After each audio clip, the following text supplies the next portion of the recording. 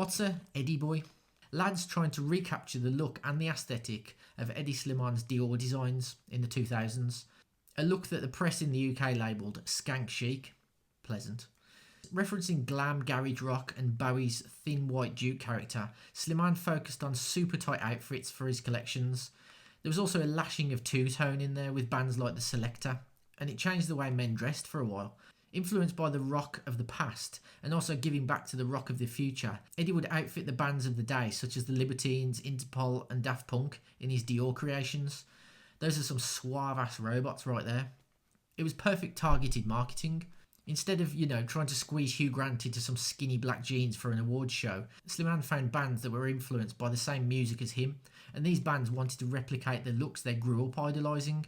So it was like a natural progression, because these guys had dreamed about wearing these clothes forever.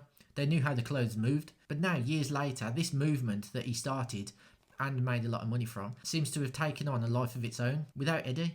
So he won't make a dime off this. And these aren't people who are seeking out old Dior pieces to replicate this look.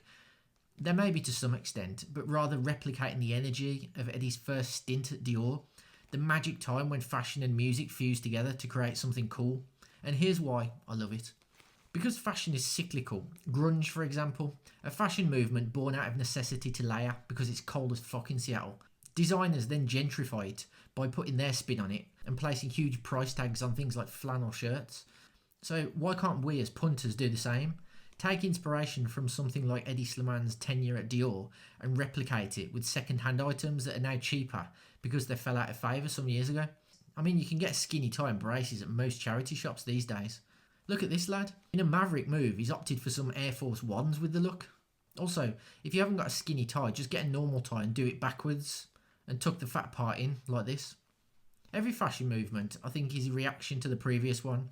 And this one may be a reaction to the lads' clothes getting bigger and bigger and bigger over time. I mean, really, these kinds of trousers can get the fucking boat. So yeah, the skinny silhouette is back, although I don't think I'll be squeezing into any nad crushing white skinny jeans for my walk over the shop to get some spuds anytime soon.